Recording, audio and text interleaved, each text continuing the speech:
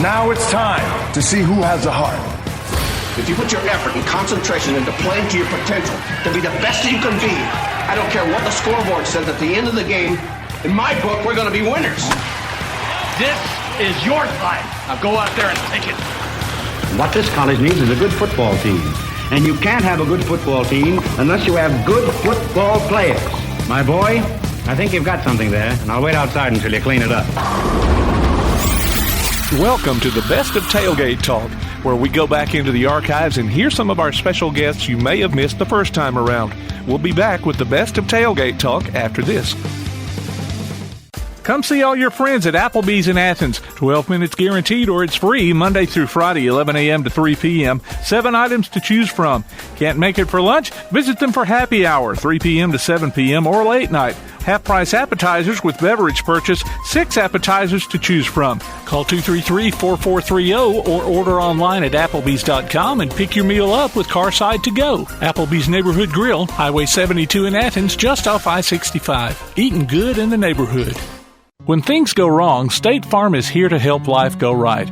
And Agent Michael Howell is the one who can help get things back on track. See Michael for your auto, home, life, health, property, and business insurance, and be ready for those unexpected twists that life throws at you. Ask about banking and annuities, too. Call State Farm Agent Michael Howell at 232-5400. Visit him online at michaelhowell.net or go see him at 903 South Clinton Street in Athens. State Farm Agent Michael Howell. There when things go wrong, here to help life go right.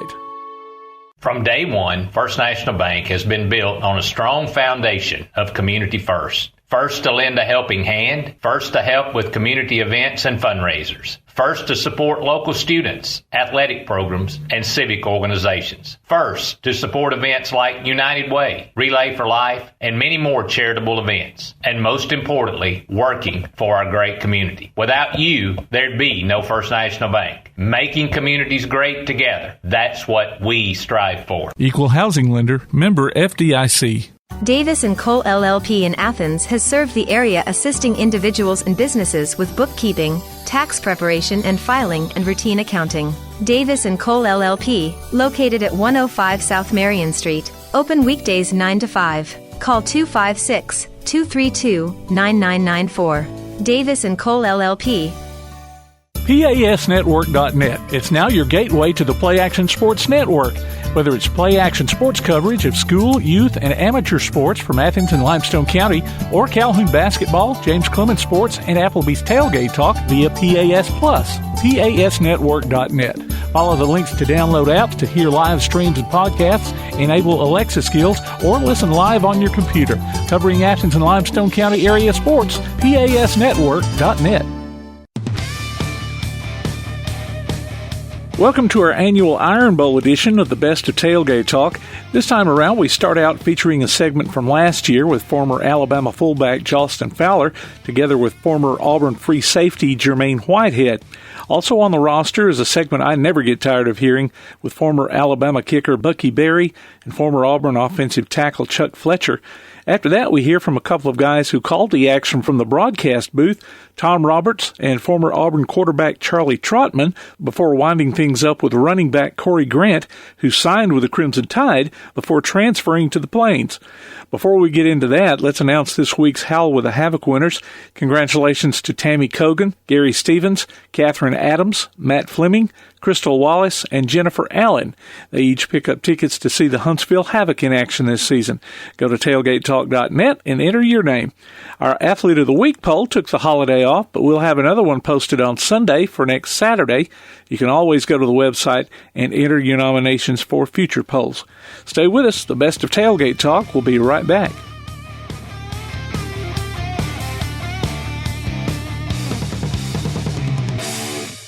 P4 Therapy is an outpatient provider offering community-based care with a unique partnership model that allows them to consistently deliver world-class outpatient care, emphasizing personalized hands-on treatment. Whether it's orthopedic, physical, geriatric, or manual therapy, sports or neuro rehab, telehealth, or most any type of muscle or joint pain, P4 Physical Therapy promises to treat you with integrity, compassion, faithfulness, and selflessness. Locations in northern Alabama and southern Tennessee.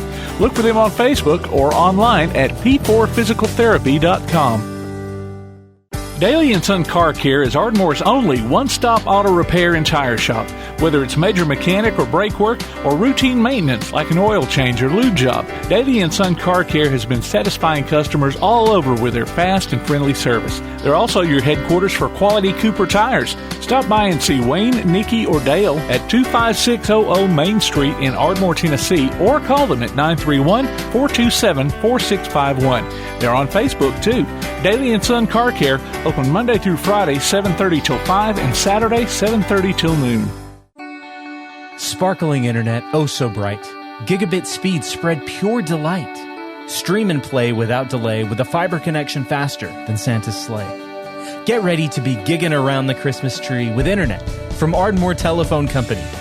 Join the holiday cheer and call 800-830-9946 to upgrade today. ATC is an equal opportunity employer and provider.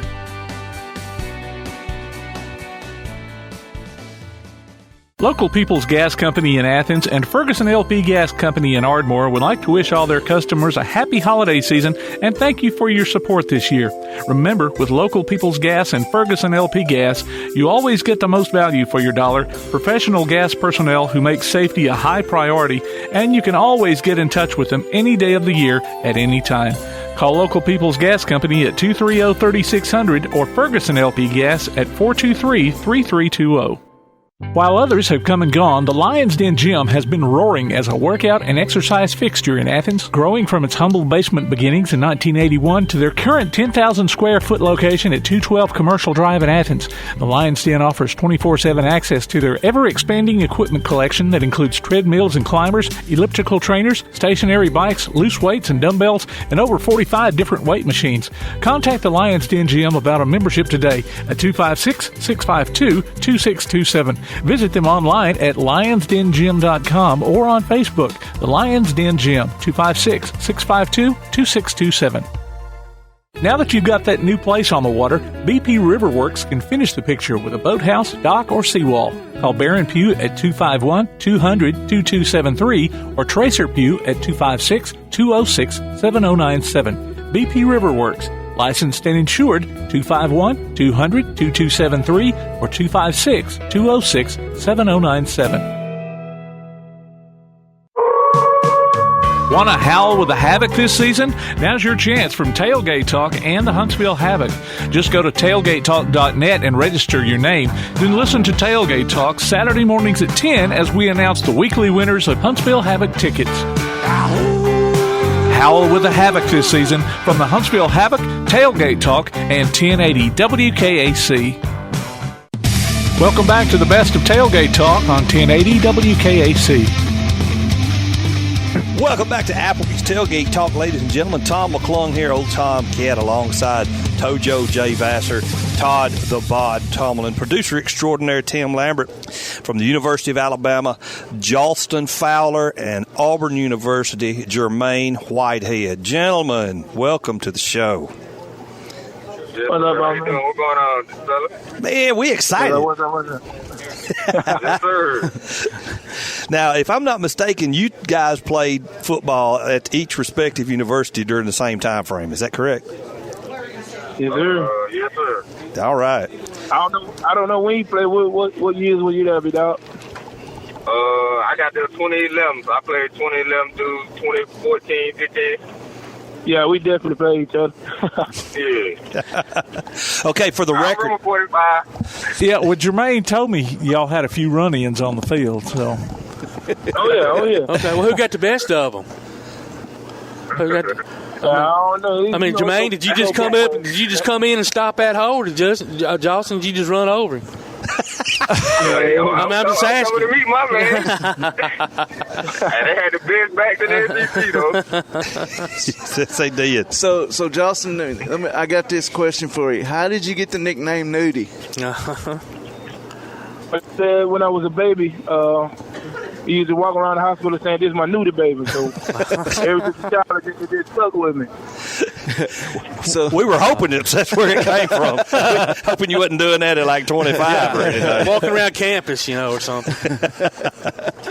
Nah, man. So, Jermaine, I'm the only Auburn fan here on the table. So, just so you know, we knew we were War Eagle, brother. we knew we were going to be talking about the kick six. Now, were you on the field when that happened? Most definitely. Yeah. I hate that play. I hate that play. A great way to beat them. I'm going to give you both a question to laugh about. Did you pick on Ladarius Owens for that dance he was doing down the field? Do you remember that one, Jermaine? We let him make it. I was dancing too.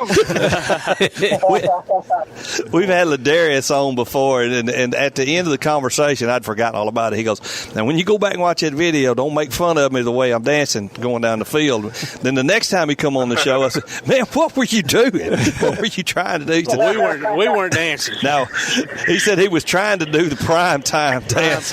It just didn't look like it. Yeah, I wasn't doing no prime time. I was shocked. That was like everybody else in Alabama Nation there. It was pretty. Oh yeah. I think I pooped my pants that day. I didn't. I would have if I thought it helped Andy right before the play, though. Oh man! So, you guys, let's Jalston. You start with you. What were some of your favorite memories of playing that? You played for Coach Saban, so talk about that a little bit. Man, it's a great experience. Just like being around the brotherhood and how close knit all the guys were, and how hard and tough it was to play there with Coach Saban because he a professional, so he want everything done perfectly. Kind of make you nervous, try to make try not to mess up around him. And man, it's just like I said, camaraderie, brotherhood, and it's fun. He kind of has that effect on people, doesn't he? Oh yeah. Hey, nobody say with Coach Saban. Not even the coach. I bet. So you got a couple rings out of that deal, didn't you, Jalston? Yes, sir. I got me two. I got me two out the deal. And the SEC championship ring too, right? Yeah. I got two. I got two SECs and I got two national. Yep. So you got just only a few fingers that are left with that one. That's for sure. That's for sure. So Jermaine, you played for Coach Chiswick and Malzahn, right? Yes, sir. All right. So. And almost got a ring. Almost got a ring. Almost. I was looking at your stats, man. In your second year, you had like 86 tackles, which to me sounds like a lot for somebody playing in for somebody playing safety. Yeah. But then you had 6 interceptions your senior year, which is exceptional. I guess my question is, and those were under two coaches. Did y'all have was a lot of defensive philosophy changes or something where maybe you weren't coming in as much to make those tackles, or they just weren't there, or people were scared of you and they didn't want to get hit? We definitely played under two different schemes under those guys. One was a more quarter defense, more physical defense. That's the one I had kind of the most tackles. And then I came back and played for all DB defense with like a nickel defense. And, man, we were taught to attack the ball. So I made that kind of my goal my last couple of years. Yeah, well, you did it, and you did it well. I tell you what, ain't nothing like coming up full speed, running up and knocking somebody down, ain't it, buddy? That's the truth. Oh, yeah, no doubt. Yeah. And I want to ask, I guess this goes back to Jalston, too. This is going to be kind of a weird question. I don't think I've ever asked anybody this. But so you scored touchdowns, obviously, at Alabama. You scored touchdowns in the NFL. And the touchdown is awesome regardless of where it's at. But, man, does one have just a much better feeling than the other? 90,000, 100,000 Alabama fans versus whatever, 75,000 Titan fans? I was at the 100,000 make a whole lot better. I bet. It's a whole lot better. I promise. The college atmosphere way better. Oh, yeah, definitely. Yeah. Well, I mean, y'all both played in the NFL, and you both had fan bases in college that were, exceptional, especially, I'm an Alabama fan, but I got to give Auburn credit where credit's due, and then that place is loud. That student section rocks, and they stand on their feet the whole time and all that. Is there a lot different feel from the college game, just from the aspect of being the atmosphere, not the X's and O's, but just the atmosphere of it? Yeah, I mean, the fans are more into it in college. I feel like whether win, lose, or draw, they with you no matter what. They got you back. The NFL, you might be in trouble. They talking about get you out of there. Yeah. All that type of stuff. You can't do that in Alabama. Yeah, you there. That's true. I guess that's true. So, Jalston, what's it like blocking in front of Derrick Henry? Man, it was great, man. You know, we was able to build a brotherhood from that. Everybody loves Nudie. That's what everybody calls me. I love Nudie, boy. You open up them holes for me. Thank you, bro, and all that type of stuff like that. So it's good to see that they enjoy me blocking for them. So they know what I was coming with. Now, he never did run up your back, did he? Probably a couple times. Jermaine, you come in right after Cam Newton, and yes, sir. Yeah, you the highs, and then you come in with the lows, and then Coach Malzahn comes in, and all of a sudden, you're back on top. It was great. I mean, we didn't like the lows as an Auburn fan, but the top was pretty good. That's what makes the highs high. That's what makes the highs high and the lows low. That's for sure. So, outside of outside of the kick six, we already know that. What's some of your highlights of any particular game you remember? Maybe your senior year, the year went to the national championship game. It stuck out for you. Yeah, it was a lot of great moments that year. The year we went to the national championship, I think after we lost that game at LSU, man, and just having our team come together like that, you know what I'm saying? We finally felt like we found our quarterback, and man, we just went on the road. Coach Malzahn came in with a great mindset. He already knew us from being the offensive coordinator my freshman year, so he came and fit right in with us. That's great. Were you able to take anything like that into the pros with you? Yeah, for sure. I mean, once you get on a Sunday, man, it's still the same game. The camaraderie there, the fellas all want to win, and I think that's the biggest motivating factor in the league. Like everybody fighting to win, and the competition level is like the SEC every week. So that would kind of make it exciting for real. Now, Jalston, there for a while, if I read this right, you were doing a little bit of high school coaching. You're not now, though, right? Yeah, no, not right now. Actually, coaching my son's little league team, and we have made it to nationals. We're going to battle national championship in Wellington, Florida. Oh man! So nice. this ain't Pee Wee football up here at Athens Middle School. No. You talking about the big little league stuff? That's awesome, man. Oh yeah. Well, did you enjoy your time coaching high school ball? I mean, that had to be a different experience. Yeah, I loved every moment of it. I had some great guys with me, like great guys. They were coachable, teachable. I mean, do whatever you tell them. Well, I imagine if it's coming from you, I mean. I do what you told me to. Climb up a brick wall, they'll go and do it. So I love coaching. I love coaching coachable guys and respectable guys, and that's what I had at McGill-Tulane High School. Oh, so that's where you were, McGill-Tulane. Okay. My friend played. Go ahead. That's around Mobile, right? Yeah, a friend of mine's Catholic school. A friend of mine who played, a friend of my son's, they played college football together, MC, come from McGill-Tulane. So that's a good school. It's been a good program, yeah. Absolutely. Yeah, they trying to get me back into the high school coaching. I got a friend who's on the Viger football staff. The high school I went to. He called me about every other day. Man, come on, coach. Come on. I'm like, man, I gotta find the time, man. If I can find the time, I'll do it. Well, some of us are maybe kind of wishing you had some eligibility left at Alabama.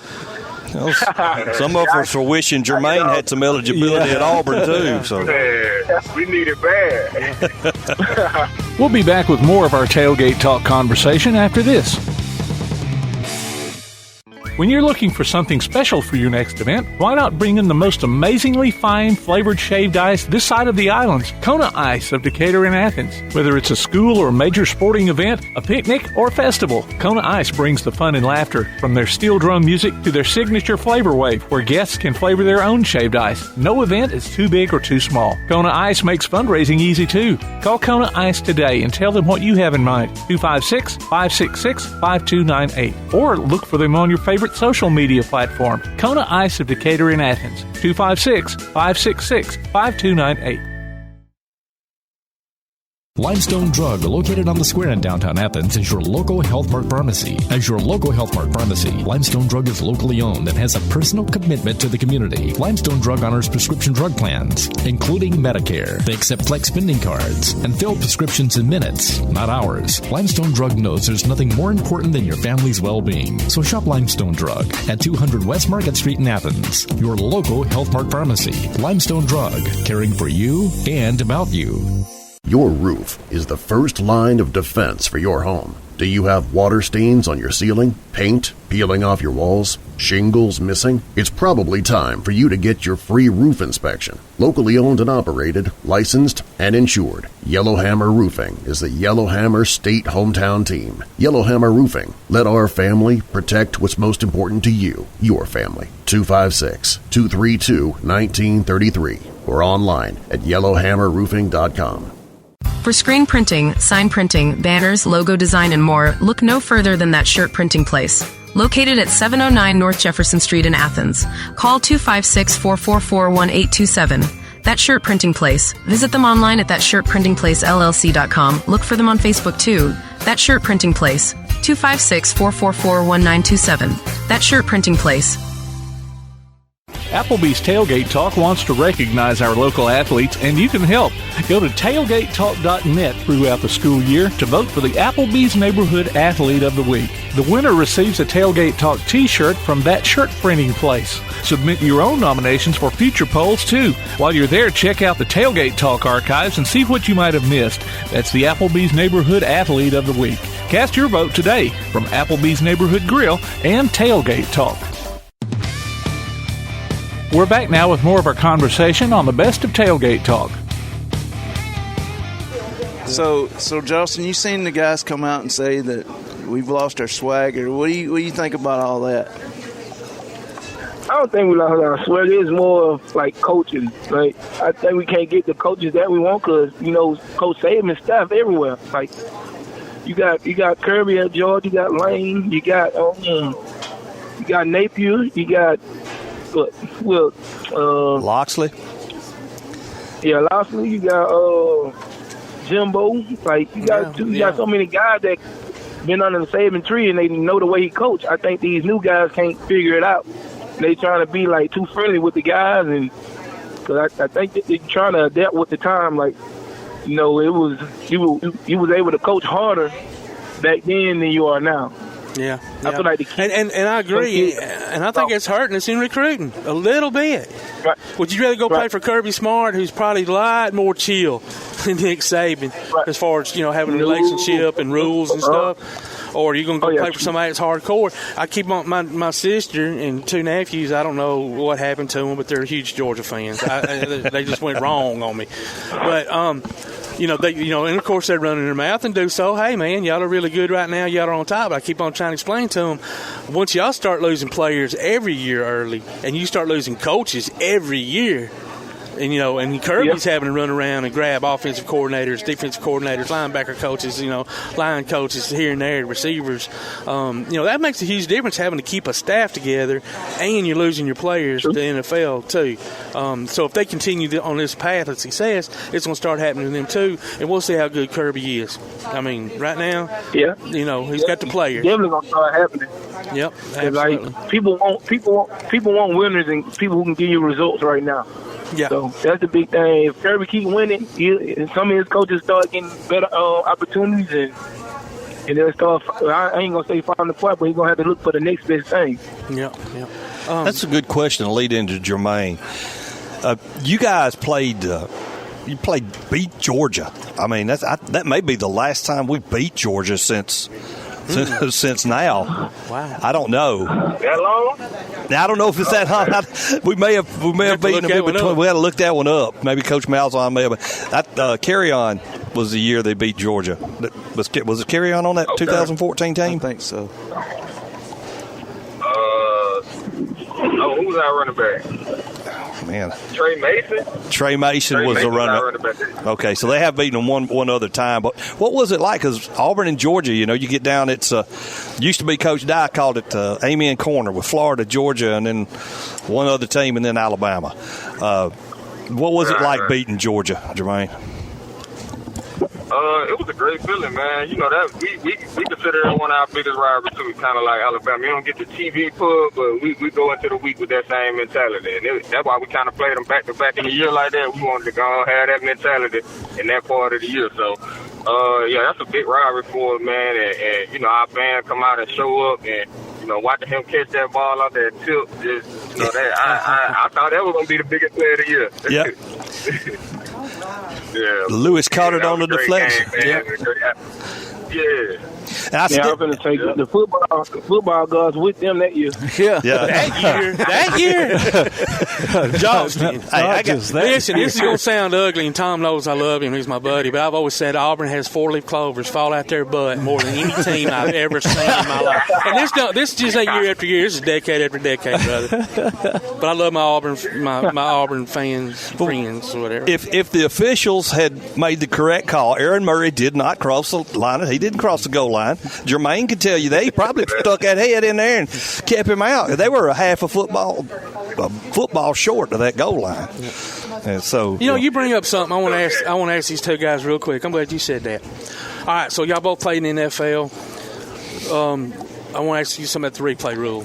So, to me, it's just, oh, my God, insane. So, the other night, watching, I think it was Green Bay and whoever. Was it Green Bay, Tennessee? Yeah. And they're reviewing one thing. It was a fumble or something. But there was just a terrible face mask that they did not see. And, you can't, you can only review what you're looking at. You can't review any, you can't change a call if you didn't see it. Right. So my question, two questions. One is, say it's a goal line situation. You got all that massive humans down there, 2,000 plus pounds of hitting each other, and then the officials run up and they look at each other and like, oh crap, I think it's a touchdown. They throw their hands up. And then of course it goes to review. And then they look at it, they're like, yeah, I don't know. We can't tell either, but they called it a touchdown, so it's a touchdown. Why in the world can't they just run up to each other and shrug their shoulders and go, I don't know, and then look up and let the review box look at it, and if they can't tell, just replay the down. I mean, does that make any sense to y'all, or is it just me being a dumb redneck? Nah. I mean, that is what it is. You can't reverse the call, whatever the. But that's what I'm saying. Yeah. If you can't tell for sure, just don't make the call and just let the replay people look at it. I don't know. It's just crazy. You got to make the call. We just go with it. Yeah. Somebody got to make the call. You got to have those. What does that do to y'all when y'all are on the sideline? Especially man, it's towards the end of the game and it's a real close game, and all of a sudden there's a play under review, and maybe Auburn had all the momentum or Alabama had all the momentum, and all of a sudden now you got this 4, 5, 6 minute delay. As a fan, we think it's taking the air out of y'all. But I mean, do y'all feel that, or does it matter to y'all? I mean, are you used to it? I mean, it can have an effect, but we got that mentality on to the next play. So, I mean, you just try to keep grinding or whatever. Yeah. Okay. I mean, it really, to me, it didn't matter, because sometimes it slows down some team tempo. Yeah. And some teams they going at a normal pace anyway, so it don't pretty much bother them. Yeah. But a lot of people, once you're moving the ball, and you slowing me down if you stop to review stuff, and I can't get my plays off. I can't move. Maybe I'm moving the ball too. Yeah. So you're messing up my pace. Yeah, here's another thing that kills me is the fake injuries, like I'm shot in the leg and you just fall down on the ground. Oh, man. They've been doing it like that forever now. Yeah. Y'all ain't never had a coach tell y'all to do that, have you?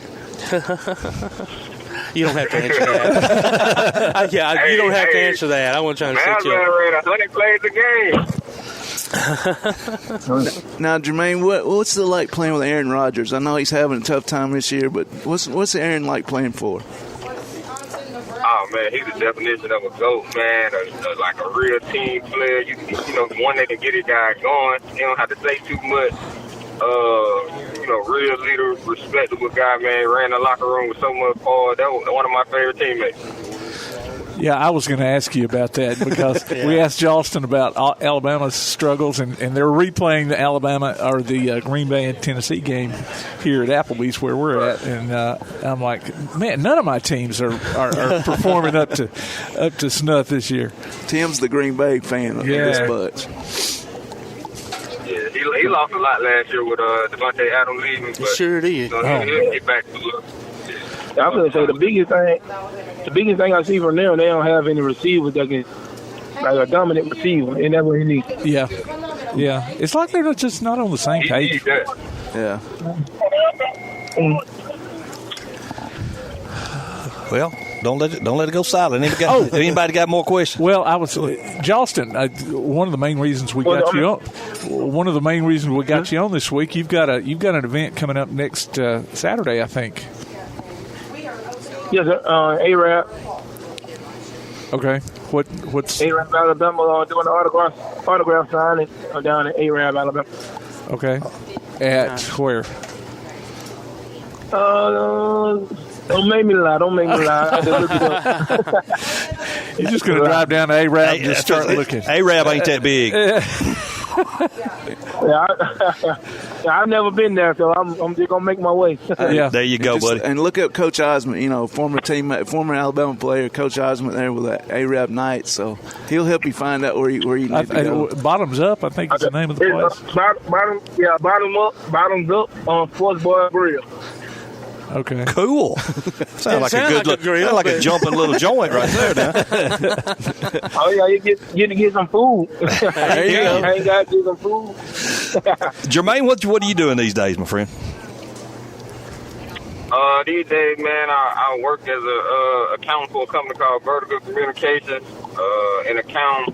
And shoot, man, just, living my life day to day, being a fan of football and, trying to find me a family and raise my own. There you go. Nothing wrong with that, bud. Man, no. That's it.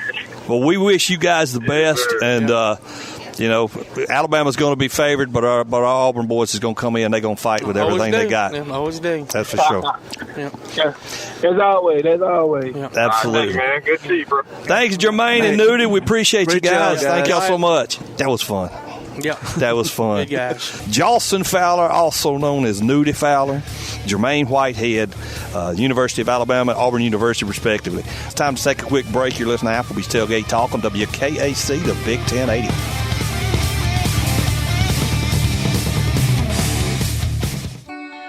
Sparkling internet, oh so bright. Gigabit speed spread pure delight. Stream and play without delay with a fiber connection faster than Santa's sleigh. Get ready to be gigging around the Christmas tree with internet from Ardmore Telephone Company. Join the holiday cheer and call 800-830-9946 to upgrade today. ATC is an equal opportunity employer and provider.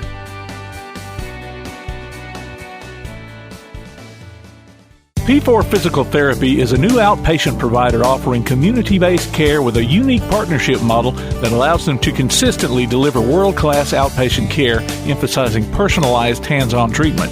Whether it's orthopedic, physical, geriatric, or manual therapy, sports or neuro rehab, telehealth, or most any type of muscle or joint pain, P4 Physical Therapy promises to treat you with integrity, compassion, faithfulness, and selflessness. Locations in Athens, Huntsville, and Winfield, Alabama, as well as Fayetteville and Knoxville, Tennessee. Look for them on Facebook or online at p4physicaltherapy.com. When things go wrong, State Farm is here to help life go right. And Agent Michael Howell is the one who can help get things back on track. See Michael for your auto, home, life, health, property, and business insurance, and be ready for those unexpected twists that life throws at you. Ask about banking and annuities, too.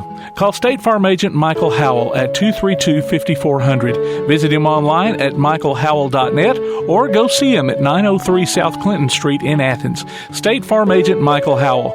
There when things go wrong, here to help life go right. Come see all your friends at Applebee's in Athens. 12 minutes guaranteed or it's free Monday through Friday, 11 a.m. to 3 p.m. 7 items to choose from. Can't make it for lunch? Visit them for happy hour, 3 p.m. to 7 p.m. or late night. Half-price appetizers with beverage purchase, 6 appetizers to choose from. Call 233-4430 or order online at Applebee's.com and pick your meal up with Carside to go. Applebee's Neighborhood Grill, Highway 72 in Athens, just off I-65. Eating good in the neighborhood. Keep up with local school, travel, youth, and amateur sports throughout the week with the Play Action Sports Update. Listen weekday mornings at 7:30 and weekday afternoons at 1:30 and 3:30 as we bring you the latest scores, news, and announcements from Limestone County and surrounding communities. That's the Play Action Sports Update 3 times a day, Monday through Friday on 1080 WKAC. You're listening to the best of Tailgate Talk on 1080 WKAC. So we've got a couple of gentlemen on the phone that played at each respective school during the same time. Buckey Berry was kicker for Alabama. Now, you gentlemen correct me if I'm wrong, from 74 to 76. And we also have Dr. Chuck Fletcher. He was a AU Auburn offensive tackle. 1975 was your senior year. Is that correct, Chuck? That's correct. That's right. Hey, Wikipedia is good for something every now and then. Now, see, Chuck, I'm the only Albie on the staff here, so me and you, we got it going on. But the rest of these guys, well, they're that's really not kind of fair. Now you know that, don't you? So, Chuck, you played with the Amazings, right? The Amazings. I was a freshman. Oh, okay. In '72. Okay, so you couldn't play, but you were there. Yeah, we couldn't travel. There was, I think, 7 guys that were freshmen traveled. Okay. We've had Roger Mitchell and oh my goodness, Tom Gossam. Tom Gossam has been on the show, and Terry Henley's even been on the show. So we've got some of those guys, some of the guys from your era on here. Well, all those guys were I was on the team with all those guys. That's exactly right. Roger Mitchell was probably the biggest pile of dynamite in a small box there ever was. He could jump higher than anybody I've seen, from what I've seen in the photographs. Yeah, he was something else. He was a great athlete. Well, Buck, I don't want to sit here and talk Auburn all morning. Well, I do, really. You've already made it clear we got all Auburn people on the radio. I love it. I love these kind of conversations. I guess it's a good thing we're not playing anymore. Exactly. Well, you guys played in a different era. Yeah. I mean, you played with... Oh, big time. Big time different era. Coach Bryant and Coach Shug Jordan. I mean, my goodness, some of the most legendary coaches in history. Well, Coach Bryant been on the field with both of them. Yeah, and I'll be honest with you, I met in recruiting trails met Coach Jordan several times, and he definitely was one class act. No question about it. Who was it I asked about this? It was Terry Henley. I asked about because Coach Jordan come across the beaches of D-Day of Normandy, and asked if he ever used those analogies to them, and he said no, that he never really mentioned that, but you know, you guys knew it. They knew it, yeah, and you knew what kind of gentleman that he was. Well, he was very, very crafty in the way he brought things across. I'll never forget the night before we played Alabama in '74. We went to see Walking Tall. Joe Von Baker, Buford Buster. Yes, sir. And it was all about carrying a big stick. Yeah. And he brought all that home. He was always bringing up something like that. That's using good analogies. You know, Chuck, you talk about that. We would go to a game every Friday night, and I forgot which game it was. But Friday night, the team went to the game, and one of the managers had picked out where the red fern grows. Oh no! My goodness! Horribly sad. Oh my gosh! It's like old yellow steroids. Yeah. Half the team is choked up, walking out, and everybody says, "You crying?" No, I ain't crying. Coach Bryant chewed that manager out. Oh, I bet he did. Yeah, you got to play the next day. I know it. It was not a game ready field. That's for sure. Old Dan and little Ann. I cried like a And people talked about when old Yeller died. I'm like, man, you didn't ever see old Dan die. Yeah, I know it. I thought old Yeller was bad until I saw where the red fern. It'll kick you into stuff. It's not a game ready field. That's for sure. Where the red fern grows, you can start thinking about that a week after you watched it and start crying all over again. Oh my God! This has been 45 years since I've seen it. I get a little choked up. Now, do you two guys have any memories of playing against each other on the field? Of course, Bucky, you're the kicker. Chuck, you didn't get a chance to maybe rough the kicker or anything, did you? Well, no, I never was on the field at the same time because they didn't kick many field goals against us. They scored touchdowns. Yeah, I hear you. I can actually, Chuck. Go ahead. I can remember in '74, which was the year that we had lost one game down in Florida, and it was a big deal. And Thomas Gossam got pushed out of bounds by Mike Mitchell. No, not Mike. Washington. Mike Washington. Mm-hmm. And came back in bounds and caught the bounds. It was called back. Yep. And the next year they changed the rules. The Tom Gossam rule. I remember that play. Yeah, that would have won the ball game for us. But it's been fun. That was an unpleasant, pleasant memory. We played them well, but they had some great athletes on defense. They had Mike Raines, they had Leroy Cook. They had a linebacker from Phoenix City named Woodrow Lowe. Yeah. And they were all played on the same side because they played a sided defense. Then they did swap Mike and weak side and all that. And they always were on my side, and I generally left the game glad I still had my head on. But they were good athletes. Hey, Chuck, speaking of that, did you ever block Leroy Cook? Oh, yeah. I mean, I tried. I was able to hold him and not get caught holding. I will say I started 29 games in a row and had one penalty, and that was a false start. But I never got caught holding. That was a good thing. Yeah, that's good. That's the key right there. Don't get caught. That's right. It's not you're not breaking a rule if you don't get caught. Leroy Cook was the old school players that had that forearm. First thing you do is sling that forearm up and hit you in the chin with it. They used to give arm pads for those things too. And that boy didn't even wear an arm pad. He just a raw bone, mean, tough kid.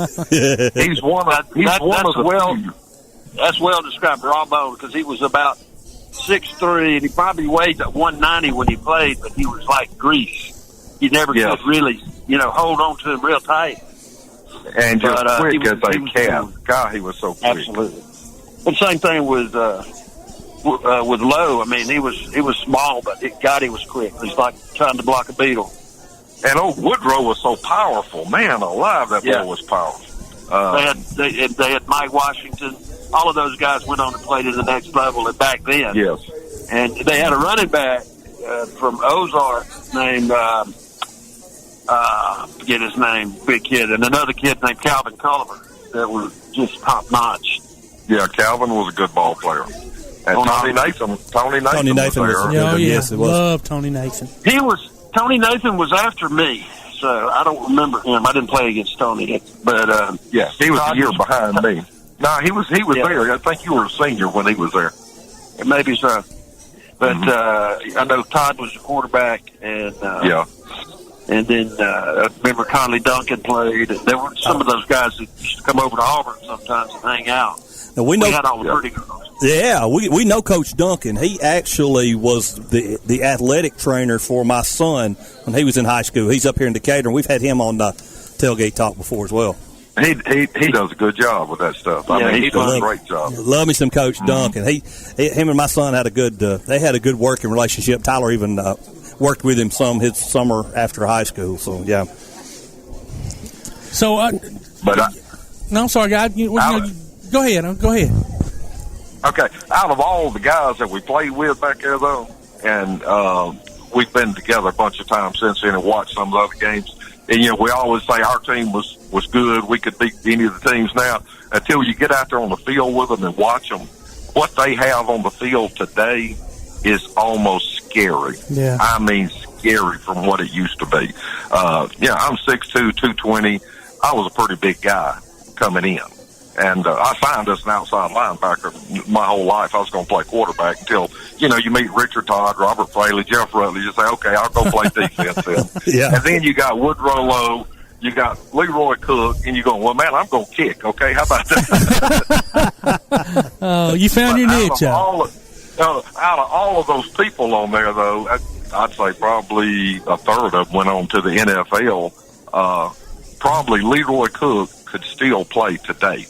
Really? I think he could go out there. I think he could go out there and compete with anybody on that field. Back in his prime, he was the most phenomenal athlete I've ever seen. His little old country town he came from, but the boy could do no wrong or nothing. Never seen a tennis court. Go out there and beat your eyes out on the tennis court. Never seen a racquetball court. Just phenomenal. His eye-hand coordination, been on 1,000 dove shoots with him. I wouldn't get a stand next to his because he'd shoot birds coming over your head with the same gun. Oh, that's great. I have to tell you, if you need a long range on a dove hunt, you need to get you a Mossberg 837 Ultimag. It's got a 3.5-inch chamber, but oh my goodness! If you're shooting 2 3/4 shells for doves, for some reason that gun is accurate. Reaching out for the long gun. The long gun. Reach on out there. Yeah, will. Yes, sir. Yes. I still couldn't shoot a barn with it. I can't shoot squat. Now, Chuck, if I'm not mistaken, Phil Gargis was your quarterback. Is that correct? That's right. Well, my sophomore year, we had Randy Walls, and Randy got hurt, and then Gargis was the junior and senior year quarterback. And that's when we switched over from running the pro set to the veer. Right. And that changed a lot because Randy just couldn't run. When he got well, he couldn't run the veer because he was about as fast as I was. And in the veer, the quarterback's got to be able to move. He's got to be able to move. Yeah, I remember Phil being pretty fleet on his feet. He was a really good athlete, too. Phil Gargis was slippery. He was very slippery. You couldn't get a hand on him. He was mean as a snake. He used to do the boxing thing. They'd come around, the toughest guy on campus still. Really? Oh, wow. He would win that every year. Wow. All right. Oh, my goodness. I hadn't seen Phil in a long time. I don't know what he's up to. I think he's still selling windows and doors, but he may own the company by now. I was going to say. Back with more of our Tailgate Talk conversation after this. From day one, First National Bank has been built on a strong foundation of community first. First to lend a helping hand, first to help with community events and fundraisers, first to support local students, athletic programs, and civic organizations, first to support events like United Way, Relay for Life, and many more charitable events, and most importantly, working for our great community. Without you, there'd be no First National Bank. Making communities great together, that's what we strive for. Equal housing lender, member FDIC. Daly & Son Car Care is Ardmore's only one-stop auto repair and tire shop. Whether it's major mechanic or brake work or routine maintenance like an oil change or lube job, Daly & Son Car Care has been satisfying customers all over with their fast and friendly service. They're also your headquarters for quality Cooper tires. Stop by and see Wayne, Nikki, or Dale at 25600 Main Street in Ardmore, Tennessee, or call them at 931-427-4651. They're on Facebook, too. Daly & Son Car Care, open Monday through Friday, 7:30 till 5, and Saturday, 7:30 till noon.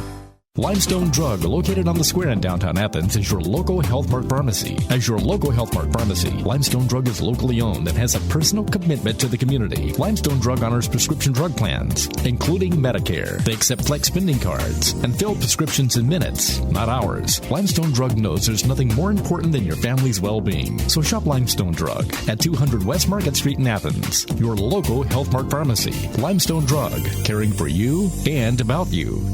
Your roof is the first line of defense for your home. Do you have water stains on your ceiling, paint peeling off your walls, shingles missing? It's probably time for you to get your free roof inspection. Locally owned and operated, licensed, and insured, Yellowhammer Roofing is the Yellowhammer State hometown team. Yellowhammer Roofing. Let our family protect what's most important to you, your family. 256-232-1933 or online at yellowhammerroofing.com. If your place on the water needs some attention, call BP Riverworks. Boathouses, docks, seawalls, and repairs. Call Barron Pugh at 251-200-2273 or Tracer Pugh at 256-206-7097. BP Riverworks. Licensed and insured, 251-200-2273 or 256-206-7097. Listen this basketball season as WKAC brings you action from the Athens High Golden Eagles. Join us for play-by-exciting play of varsity girls and boys games on our sports stream at WKAC1080.com. Tune in to WKAC and hear the replay each Saturday at noon, and then check it out on our website on demand. Athens High Golden Eagles basketball this season online at WKAC1080.com and on the air at 1080 WKAC. We continue with our conversation on the best of Tailgate Talk on 1080 WKAC.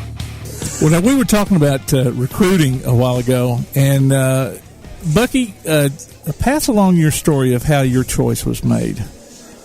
Mm-hmm. We had, back in high school, I played quarterback, and then I actually separated my shoulder about halfway through the season, and I wound up playing tight end, and had, I think it was 22 schools recruiting me, and I was actually absolutely loving the process, just loving it. Family didn't have a lot of money. I've never been in an airplane. They're flying me first class to all these schools, and I wouldn't make a decision. I just kept going to different schools. That's the way to do it, brother. That's right. Oh, man. I just absolutely loved it, and I come walking in the house one day, and my mama met me at the door, and she says, "Son, come here and sit down. I'm going to talk to you." And it kind of scared me because it kind of caught me off guard. And I said, "Yes, ma'am." I said, "What is it?" She says, "You're going to the University of Alabama." Oh, she told you that? And I said, "Oh, yeah." And I said, "Well, Mom, why is that?" I was kind of cocky. I said, "Well, why would that happen?" And she said, "Well, Coach Bryant came by this afternoon, and I told him you'd go, and you're not going to make a liar out of it." So, by golly, my decision was made. Yeah, Coach Bryant come to the house. Mama said go, and you had to go. So Mama was responsible for knocking you out all those first-class tickets to venues everywhere. I bet it cost me 10 more trips because I know Clemson flew me up there 4 times. Man. And I mean, Clemson wanted me bad. I was loving those trips to Clemson. I love anything that story. I wanted, they were getting. Because back in the day, that is one thing that I used to always say, though, was like, man, this is my deal. I would hope Hawaii would recruit me. Would I go to Hawaii and play? Absolutely not. Really? Would I go visit? Absolutely. Absolutely. Well, Chuck, how about you? How did your recruiting process go? Well, I was much like Bucky. My first airplane ride was in a twin-engine Cherokee, and it went to Greenville, South Carolina, to Furman. And that was my first recruit trip when I went up there. Then I flew about 8 or 10 more times during the season. And back then, they recruited you so you'd get through with a Friday night football game and have to be in Mobile to catch the plane to go somewhere. And there were about 5 guys down there then, Todd being one, and then a couple more guys, Gary Beck and Rick Tilliard. And John Dees and Liston Neddens were all in that same area. Coach Claude Shaw was the recruiting guy. Man, we get a call from him, and I'll be see each other. I'll be getting on the same plane. And we get a call from Coach Shaw. Well, y'all not going to make that trip. He tried to talk us out of it. So finally, my decision was made. I made my trip to Auburn the weekend of the Auburn-Georgia game, and Pat Sullivan that night won the Heisman. Yep. And so in the process of doing that, Coach Jordan said, well, we'd like for you to come here. We'll come down, and Pat and I'll come speak at your senior banquet. Whoa. Wow. So I said, that sounds good. I was satisfied with that. So I felt like an old boy from South Alabama would fit right in on the plains. So That was fun. Now, Chuck, you got to admit that was some fun times, wasn't it? Oh yeah, it was like I said. You'd play a game on Friday night. You didn't have time to celebrate a win or a lot, or well over. Cry over a loss. You'd had to get ready to go to the airport. And because I would fly out of Montgomery, and we'd fly out Friday night after the game. And I mean, I was just giggly excited about wherever I was going. I mean, we went to you got to go eat at Shoney's. No, if you're in it the big boy, you know you've made it, man. Hey, and that was. They go to restaurants and eat. Mama wasn't cooking meals for them. I mean, I'd never been in an airplane. I'd never gone to restaurants. 2 times in the same day. I can't believe that this is unreal. And at that point in time, you still hadn't seen where the red fern grows, so I was happy. My mother was terribly concerned when I made my trip to Florida State because they kept the recruits in a co-ed dorm. That's where you stayed when you being recruited, so you can imagine how that made Mama happy. And I'm sure everybody stayed separated. Absolutely, there was no mingling of the. There was no mingling of the co-eds. Yeah, no, none of that. None of that. Well, you chaperoned. I didn't hear an answer. Her room and you went to yours. Oh, okay. Okay. Well, now, what are you guys doing these days? Well, Chuck, being as smart as he is, he's a big-time doctor. I have a couple of hundred houses. We do a ton of in-house financing, and back when I'm a real estate developer by trade, but back when the market went down to cubes in 2008, 9, 10, 11, 12, we started buying up foreclosed houses and just financing them. And we've got a little over a couple of hundred houses on the books, which means I don't work too much during the week. Just they send money in every month, and I'm a happy camper. That's a good gig right there, dude. That's a good gig, Buggy. It is, and my wife loves to travel, and we've been around the world probably 15 times. There's not many places we hadn't been in this world. It's, in fact, here in just a couple months, we're heading back to London and Paris for a couple of weeks. Sweet. And I ain't big on going back to the same place again, but she was wanting to go back to. We went to. Now I tell you, now say Chuck's a doctor, and I'm just old country boy. We go to London. Did not know Stonehenge was in London, and so we're going back to London to see Stonehenge. If you're there, you might as well, right? No joke. We didn't know it till after we got back. I said, how did we miss that? That's good. Well, Chuck, what about you? Obviously, you're the doctor now, but where's your practice at? I'm in Montgomery. This is my 32nd season down there. And I'm the oldest guy in a 10-man group, so we stay busy, but I don't operate anymore. Okay. I do all the office practice, and so I get to work on Monday afternoon and finish up Thursday morning, and I have long weekends. Nice. And spend a lot of time hunting and fishing. Good for you guys. That's awesome. Well, now you go ahead. One of my good colleagues is in Decatur named Dabney Hoffman, and he and I correspond. He likes to quail hunt. He's unable to quail hunt anymore, but everybody up that way needs to keep him in mind because he's got some lung cancer, and he's a very special person. Sorry. Sorry to hear that. We'll be praying for him, no doubt. When I but he's go ahead. Go ahead. Oh, well, I was going to go on kind of to another similar point, but you finish your thought. I was just saying that it's been a good practice for a long time, and I've been very pleased and blessed to be able to take care of the people I've taken care of, and it comes back to you, and I still have a lot of good, fine people that I see on a daily basis, and it's been a wonderful practice. Hey, Chuck, wasn't that Gary Phillips' practice that you went in with? Yeah, Gary is retired, of course, but Gary played for Coach Bryant. Yeah, Gary's a good friend. Yeah, Gary's a good friend of mine. I thought that was the same practice you went with. He's an old Alabama guy. Yeah, he played for Coach Bryant. Mm-hmm. When Chuck, he's retired. Chuck, I can tell by the text that you sent me the other night that you've got some opinions on this Tua Tagovailoa situation here? Well, I mean, I think that they overstuffed the envelope a little bit and tried to push him out a little quick. And I think he was compensating for his part. He just wasn't quite ready to be out there. And that's when you get hurt. You know. Oh, you're talking about from his ankle injury? Yeah. Yeah, from his ankle injury, he was just not quite back full speed. He got hurt. He got caught. He would have normally gotten caught.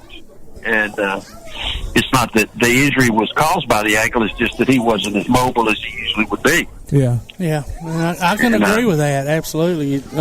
You maybe compensate your body in other ways to protect certain parts of your bodies that are injured, and you can get hurt. And he just can't move as well. His mind says he can do it, but his body won't let him. Yeah. And he got caught. He got caught in a way that he went down bad. He got the same mechanism Bo Jackson sustained. And hopefully he won't have the same outcome. Yeah, hopefully not. No, I think Bo was just hard-headed, and he wouldn't go to the doctor, and he just said it was a hip horner, and I think his joint pretty much died. Am I incorrect on that, Doc? Blood to it. Wasn't getting blood to it. Well, basically, it happened when he dislocated. The die was cast whenever the hip came out. It tore the capsular vessels, and so over a period of time, the femoral head goes through what's called avascular necrosis, and it dies. Yeah. And there's nothing you can do about it. And he had his hip replaced, and then he had it revised, and then he realized running and jumping and doing all the things he was doing wasn't good for him. So he took up bow hunting, and he's one of the best bow hunters you'll ever see. That is, I think he said he ended up pulling, using it. Part of his therapy was pulling the bow back with his bad hip or something. I can't comment on that. He does that long, cycling deal, biking deal for. So that's big. Right. Deal. I've had a hip replacement. I can tell you right now, I'm not getting on no bike and pedaling it nowhere. So good for him. Well, gentlemen, this has been an awesome conversation, especially the week before Iron Bowl. Thank you so much, and find us on YouTube if you want to listen to this video again. Yeah. And by all means, stay away from where the red fern grows, man. No more tears. No, not going there. Hey, gang, we really appreciate it, guys. Thank y'all so much, and Roll Tide. And War Eagle back to you. Ladies and gentlemen, if y'all didn't listen to that interview, you've got to find it on YouTube. You got to go back and awesome. Listen to archives. Those guys were great. Yep. Ladies and gentlemen, you're listening to Applebee's Tailgate Talk on WKAC, the Big 1080.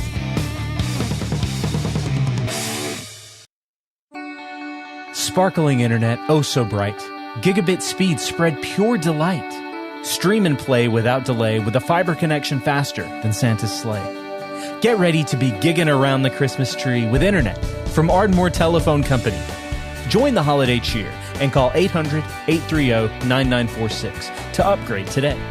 ATC is an equal opportunity employer and provider.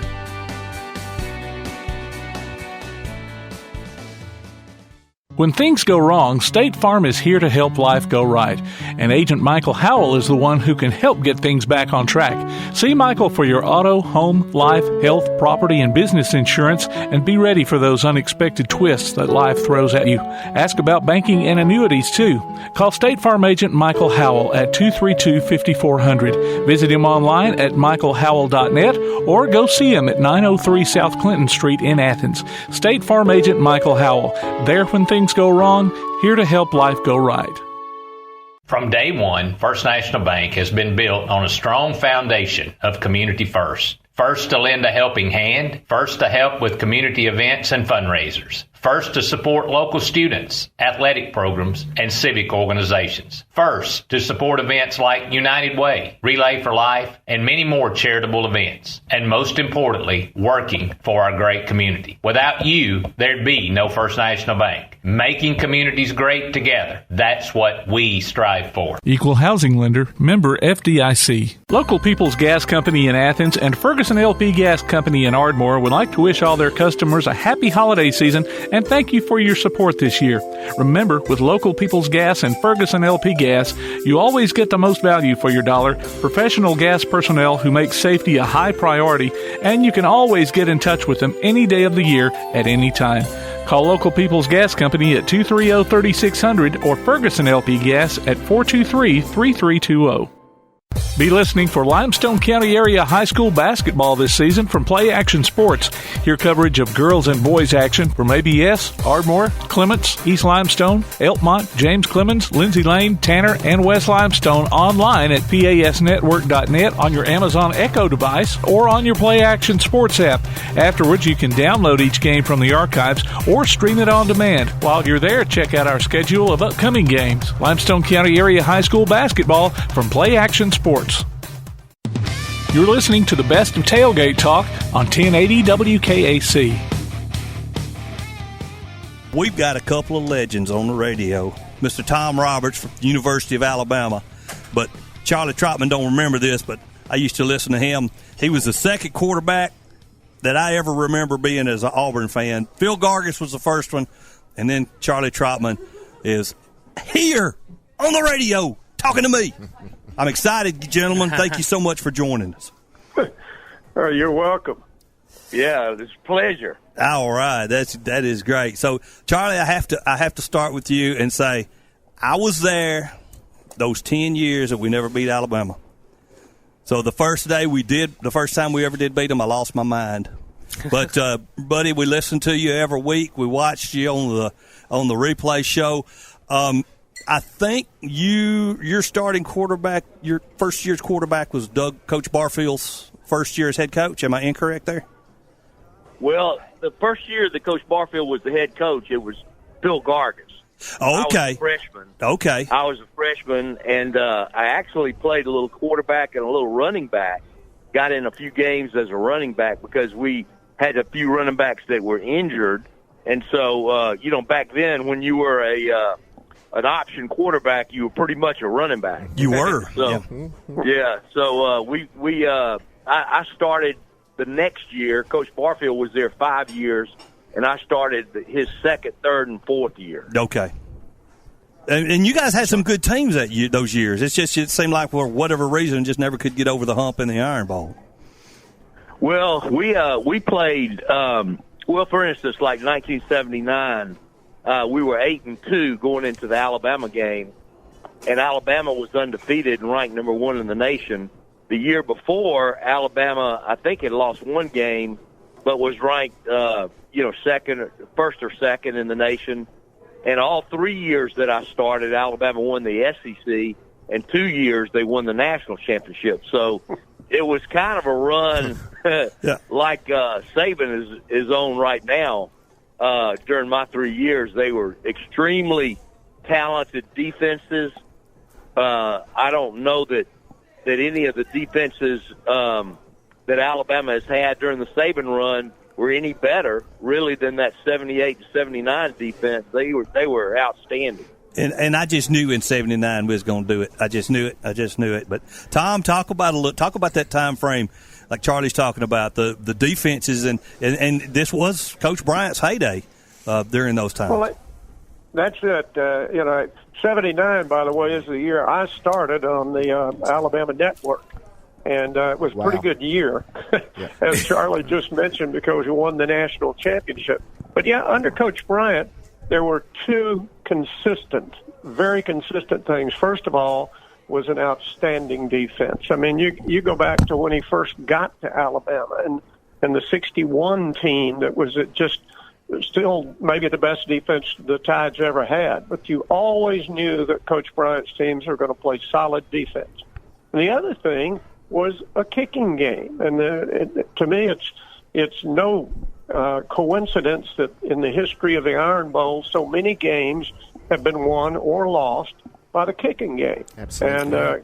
And that to me is just, those are two of the signs of Coach Bryant's teams. And of course, he usually had pretty good offense too. The wishbone to me, when he made that change, and I went to Texas and got Darryl Royal to come in and talk to his assistants about the wishbone offense.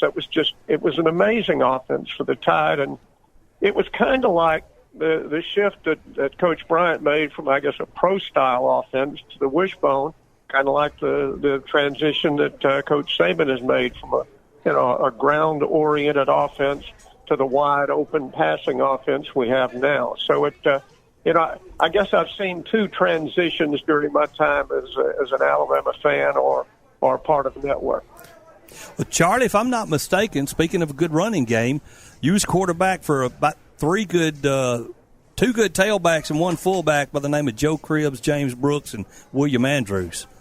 Yeah, they were all outstanding, and they were each 1 year apart. So William was a sophomore when I got there, when Joe Cribbs and I got there, and then James Brooks came the following year. So James Brooks had come out of high school, and he had, William Andrews had set all the high school rushing records in the state of Georgia, and then James Brooks broke all those records.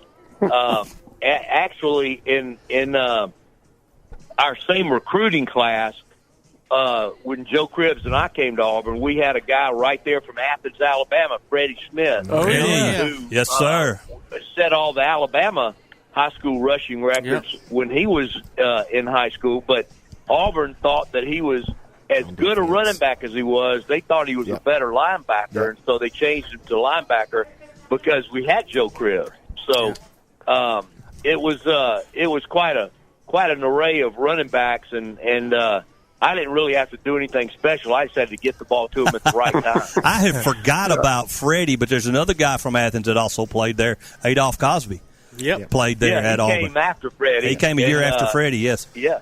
He was a great one, too. Their head football coach, Charlie, was my baseball coach in the summer league, Larry McCoy, and also their defensive coordinator was my high school football coach at Elkmont High School, Marvin Young. So I know that's a small world. We have. I've heard means you're old, dude. Yes, and we are, and we know all of y'all because my son doesn't realize and understand. We didn't have the game on every Saturday, so we had Auburn on. We had Auburn on the AM 7. It was WJMW in those days. 7:30, yeah. And 7:30, and then it's 7:30 now. 770 is VNN, but it was the Auburn network, and we got Bama football on WZYP when they came in. But there was no pre or post game shows. They'd go radio, music right to the game, and then as soon as it was over, it was off. So we've heard you, Mr. Roberts and Charlie. We've listened to you play. Yeah.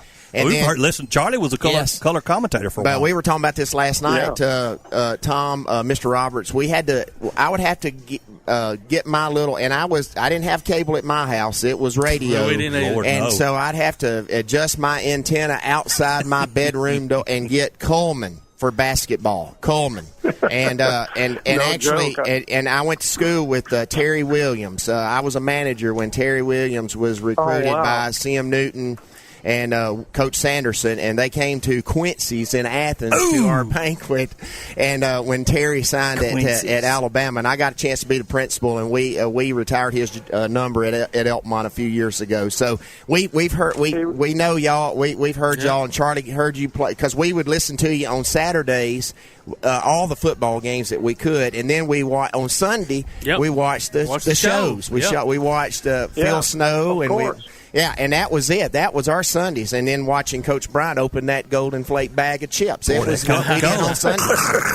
It was what. I'm sorry. Go ahead. Potato chips everywhere. Yes, sir. Yes, sir. So, Tom, speaking of that, so you, I don't know. I guess we'll just say had the opportunity or pleasure, or I don't know, of breaking in Coach Saban. So Chris Stewart doesn't know how good he has it now. You had to do all the dirty work of establishing the show and bringing that up. Tell us a little bit about that experience. What it was like when Coach Saban came in.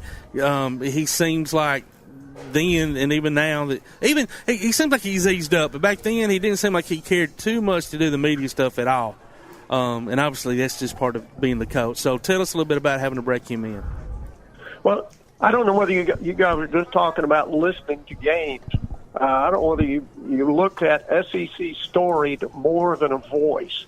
Yes. It was an outstanding show, and my childhood memories are listening on in Fayette WWWF, listening to Maury Farrell and John Forney doing the Alabama games, and Gary Sanders a few years later doing the Auburn games. So it's just that was the heyday of radio broadcast. Now, thankfully, they're still around, and you got the opportunity now to sync up the radio broadcast with the telecast.